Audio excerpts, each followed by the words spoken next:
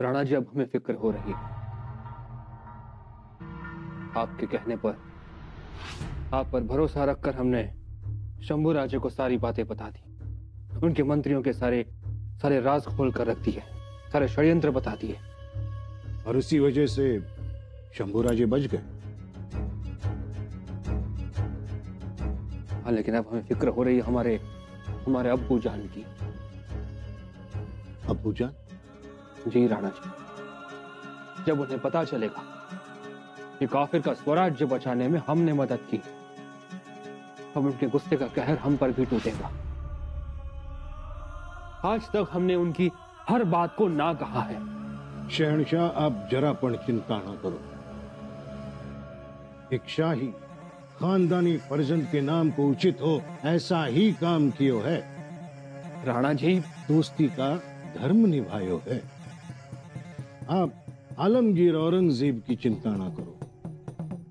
आपके भेजे खलीते के कारण शंभू राजे ने कितना बड़ा नतीजा सुनाया है। हाँ, लेकिन और ये कोई साधारण बात ना है।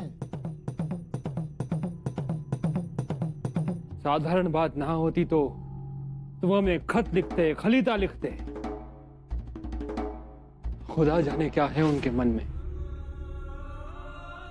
देखिए शहनशाह, आपके भेजे खत के कारण शंभू राजे इतना बड़ा साहस कर गए। यही सबूत है कि शंभू राजे आप पर कितना भरोसा करते हैं, कितना प्यार करते हैं। वो तो आपको इतनी इज्जत देने लगे हैं कि यहां दक्कन में आपकी आबरू और बढ़ने लगी है। बढ़ने लगी होती तो आज राजा हमसे मिलने आते।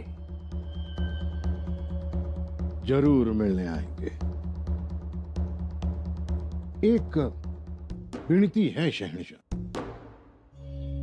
शंभू राजे आप पर विश्वास करते हैं, आप भी शंभू राजे पर भरोसा रखो। मुलाकात अब दूर नहीं।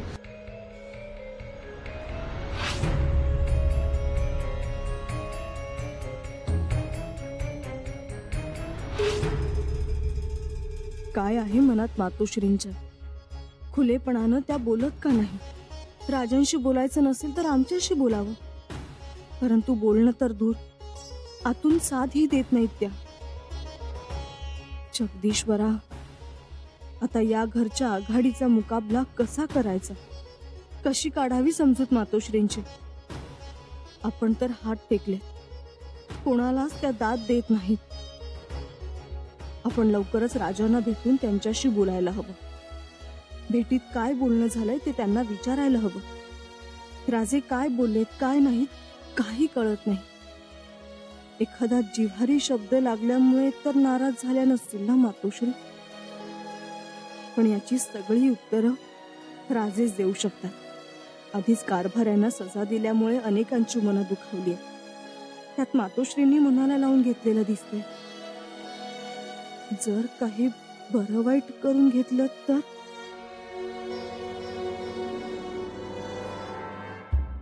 कविराज, रणांगणातून आता सुखाला जयघोष करत यायचंच आहे, नवे आणायचं आहे। आणि म्हणूनच आम्ही सावध झालो आहोत। आता कोणत्याही चुकीच्या गोष्टीची आम्ही पाठराखण करणार नाही। बहुत खूप राजन।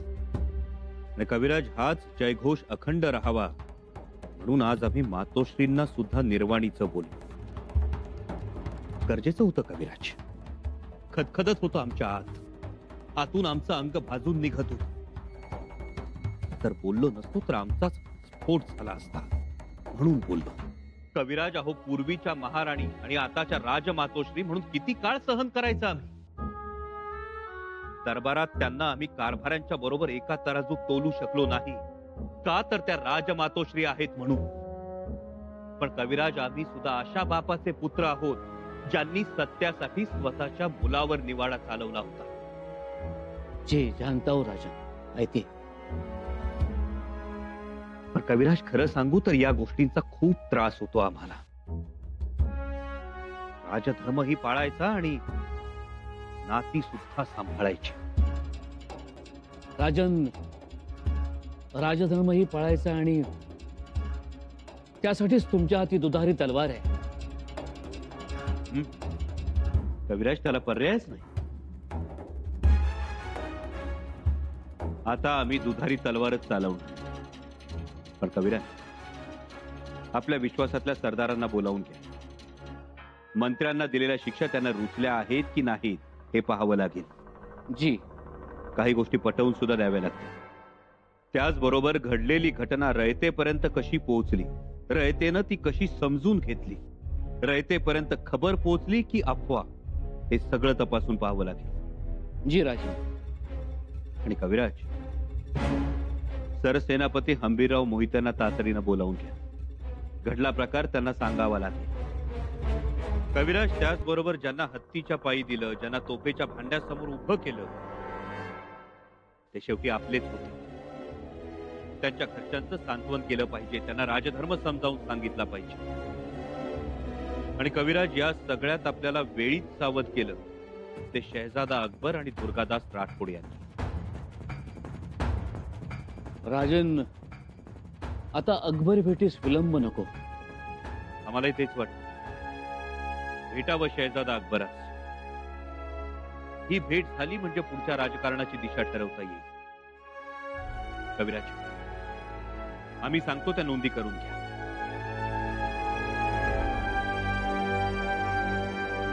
महाराज, राणीसाहेब येत आहेत. आत्ता? त्यांना म्हणावं नंतर या.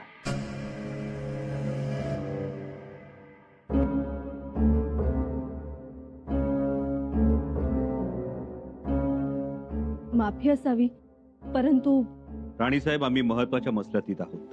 राजे, आम्हालाही महत्वाचंच बोलायचं आहे. आम्हाला थोडी सवड द्या. आम्ही राजपटात गुंतलो आहोत. आम्ही कुटुंबातील. राणीसाहेब, कुटुंब तुम्ही सांभाळावं आणि पुढच्या काही घटका आम्हाला कोणीही व्यत्यय आणू नका. इकडचा राबता बंद करावा अशा सूचना द्या सर्वांना. या आपण.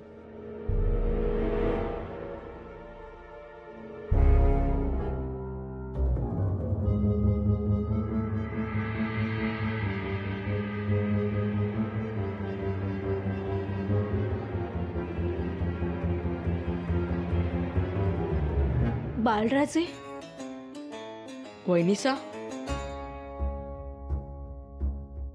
बाळराजे, आम्ही तुम्हाला शोधत होतो. आम्ही इथे आपली वाट पाहत होतो. चला, आमच्या सोबत चला. कुठे जायचंय? अहो, मातोश्रींनी दरवाजा लावून घेतलाय. तुम्ही जर 2 हाका मारल्या तर त्या दरवाजा उघडतील. चला. वहिनीसा. वहिनीसा, आमचे मस्तक दुखते आहे. आम्हाला दवा पाहिजे. त्यासाठी आम्ही इथे आलो होतो. बाळराजे, आम्ही तुम्हाला दवा देतो, तुमचं डोकंही दाबून देतो. परंतु आत्ता आधी तुम्ही चलावं. काही करू नका. फक्त दरवाजाच्या बाहेर उभं राहून मातोश्रींना 2 हाका मारा. वहिनीसा, आम्ही नाही येणार. अहो, मातोश्रींनी थाळे सुद्धा माघारी पाठवलेत. मातोश्रींना भूक नसेल. बाळराजे, असं करू नये हो. वहिनीसा, आम्हाला मान्य आहे, परंतु त्या अशा वागतात की आम्हाला नाही सहन होतो. तुम्ही अजून लहान आहात. वहिनीसा, आम्हाला सगळं कळतं. आणि कधी काय नाही कळालं तर दादासाहेबांची उलघाल कळते, त्यांची तकलीफ कळते. वहिनीसा, आम्हाला कधी कधी असं वाटतं की आमचा जन्म त्या सगळ्या गोष्टींना कारण आहे. आम्ही जन्मालाच यायला नको होतो. बाळराजे, काय बोलता आहात तुम्ही? काय चुकीचं बोललो आम्ही? बाळराजे, हे बघा, आमच्या सुखासाठी मातोश्री जे जे करतात त्या दादासाहेबांचं दुःख लपलेलं असतं. हे सगळं आमच्यामुळेच घडतंय ना. कविराज, आता तातडीनं शहजादा अकबराची भेट घ्यावी लागेल. जी राजन, भेटणं आवश्यक आहे. कारण शहजादा अकबर आणि राणाजीने आपल्याला मोलाची साथ दिली. स्वराज्याचे श्रेष्ठ त्यांना फायद्याच्या कटात गोवत असताना त्यांनी मात्र नकार दिला. ते दूर राहिले. कविराज, त्याचबरोबर आणखी एक महत्वाची गोष्ट. शहजादा अकबर हा आलमगीर औरंगजेबाचा अत्यंत लाडका शहजादा आहे. अर्थात त्याची दुखरी नस. आणि ही दुखरी नस आता आपल्या हातात आहे.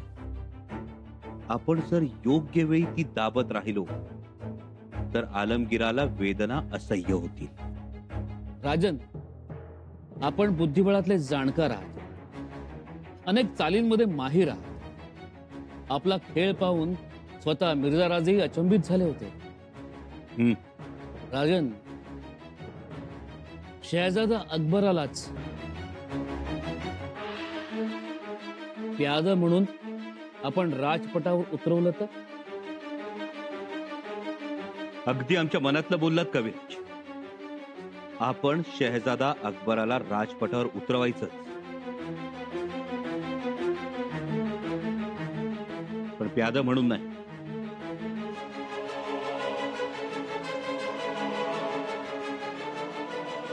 बादशाह म्हणून.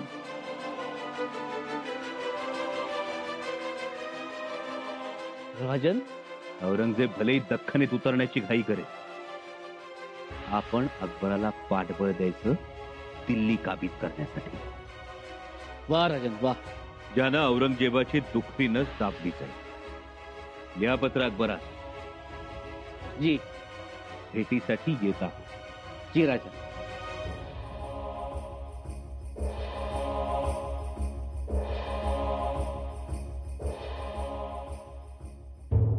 जेव्हा तुम्ही शृंगारपुरास गेल्या होतात, आम्ही लहान होतो.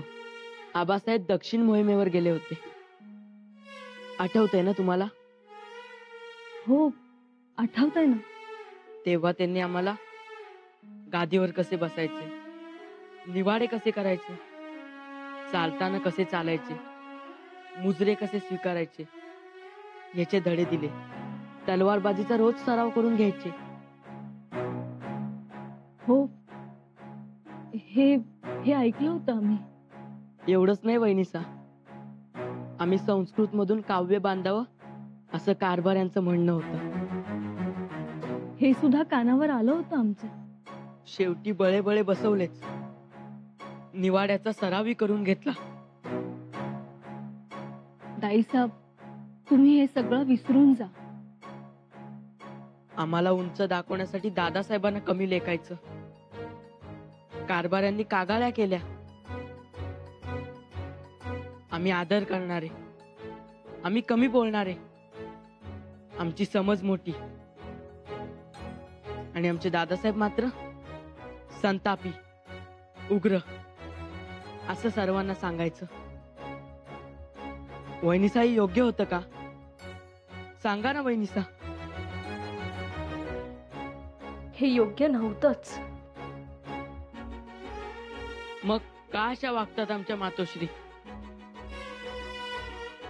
बाळराजे, तुम्ही नका लक्ष देऊ. आम्ही दादासाहेब आणि मातोश्रींचं बोलणं ऐकलं. खरं तर दादासाहेब त्यांना दरबारात शिक्षा सुनवू शकले असते, पण ते गप्प बसले. त्यांना त्यांचा सन्मान ठेवायचा होता.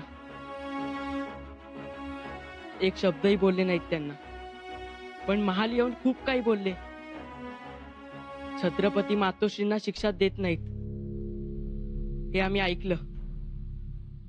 माफ केलं त्यांनी. तुमची सजा तुम्हीच घ्या म्हणाले.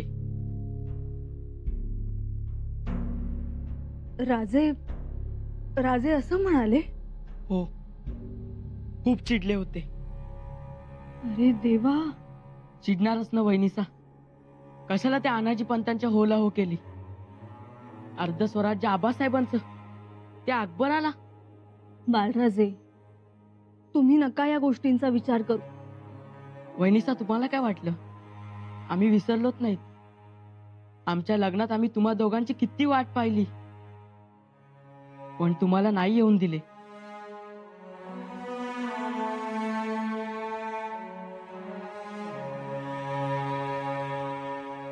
बाळराजे, आम्ही तुम्हा दोघांशिवाय नाही राहू शकत. आमच्या दादासाहेबांशिवाय नाही राहू शकत. तुम्ही शांत व्हा बरं. आम्हाला खूप काळजी वाटते. मातोश्रींची काळजी वाटते. त्यांनी सर्वांवर माया करावी, सर्वांना पोटाशी धरावं. धरतील, पण आपणही त्यांना सांगायला पाहिजे ना. हो, मग त्यासाठी त्यांच्या महालाकडे गेलं पाहिजे ना. जायला पाहिजे, पण तुम्ही जा, आम्ही नाही येणार. जर आम्ही त्यांना दिसलो तर त्यांना आमच्या मागे सिंहासन दिसते. नको वहिनीसा, नको. तुम्ही समजवा त्यांना, आम्हाला काळजी वाटते त्यांची. पुन्हा चुकतील याची भीती वाटते. वहिनीसा,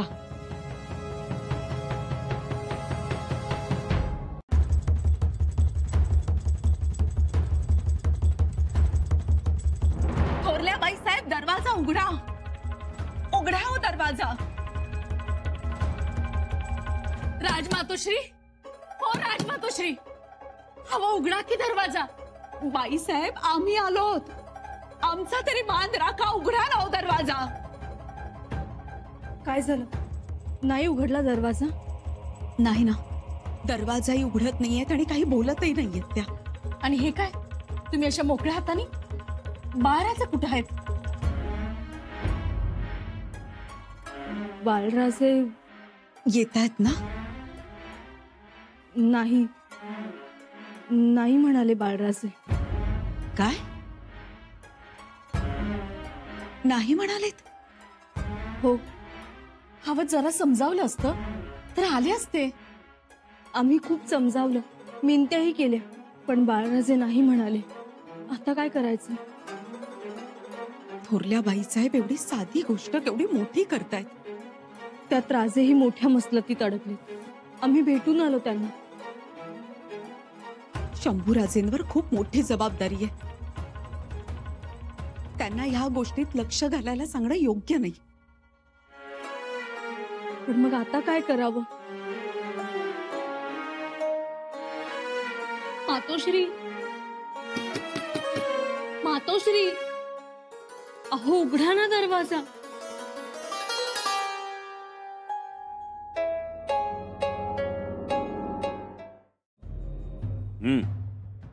कविराज, मजकूर उत्तम जमलाय. जी. उद्या स्वार पाठवून द्या शहजादा अकबराकडे. जी राज. निळोपंत, आता आपल्याला वेगानं कामाला सुरुवात करावी लागेल. जी महाराज. स्वराज्याचे पेशवे म्हणून ही जबाबदारी तुम्हाला स्वीकारावी लागेल. अजूनही रयत हत्तीच्या पायाची चर्चा करते आहे. ही गोष्ट काही चवीनं चरवण करण्याची नाही. महाराज, त्यासाठी गावागावात पुन्हा एकदा सैन्य संचयनी करावी असं आम्हाला वाटतं. उत्तम. गावागावात दवंडी द्या. तरुण मुलांना सैन्यात भरती करून त्यांना 6 महिन्याचं वेतन द्या आणि तलवारबाजीचं शिक्षण सुरू करा. शिक्षण द्यायलाच लागतंय राजा. बहिर्जी काका, या. राजा, लय महत्वाची खबर आहे. बहिर्जी काका, तुमच्याकडची कोणती खबर महत्वाची नसते. आतापर्यंत मला असं वाटत नव्हतं की औरंगजेब दख्खनीवर चाल करून येईल. वाटायचं की तो नुसताच फूल देतोय, पण तसं नाही राज. त्यानं खरंच आपला मोर्चा दख्खनीकडे वळवलाय.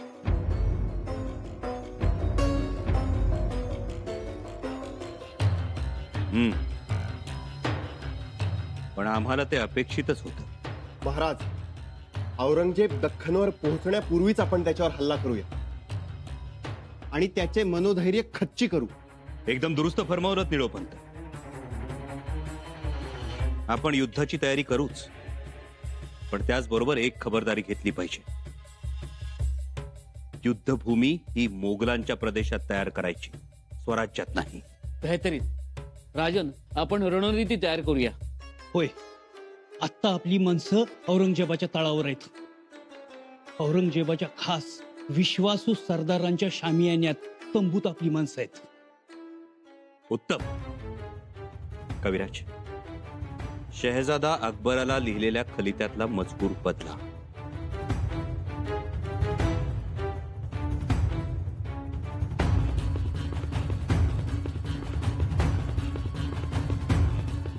आम्ही तातडीनं भेटायला येत आहोत.